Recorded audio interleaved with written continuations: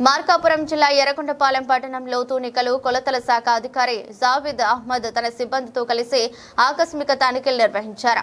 వినియోగదారుల నుంచి వస్తున్న ఫిర్యాదుల నేపథ్యంలో పట్టణంలోని పలు వాణిజ్య దుకాణాలను విస్తృతంగా పరిశీలించారు. కిరాణా షాపులు, వస్త్ర దుకాణాలు, రెడీమేడ్ బట్టల దుకాణాలు మరియు ఇతర వాణిజ్య సంస్థల్లో ఉపయోగిస్తున్న తూనికలు, కొలతల పరికరాలు, బిల్లులను అధికారులు పరిశీలించారు. ఈ తనిఖీల్లో పలు చోట్ల బిల్లులలో తేడాలు, తూనికల్లో లోపాలు, కొలతల్లో అవకతవకలు ఉన్నట్లు గుర్తించారు. అలాగే కొన్ని దుకాణాల్లో సరైన బిల్లులు జారీ చేయకపోవడం, ధరల వివరాలు ప్రదర్శించకపోవడం, అధిక ధరలు వసూలు చేయడం వంటి ఉల్లంఘనలు బయటపడ్డాయి.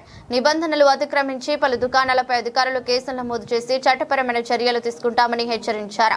అనూహ్యంగా జరిగిన ఈ తనిఖీలలో ఎర్రగొండపాలెం పట్టణంలో వ్యాపారులు అప్రమత్తమయ్యారు. అధికారులు వస్తున్నారని తెలిసిన వెంటనే కొందరు దుకాణదారులు షాపులకు తాళాలు వేసి వెళ్లిపోయారు.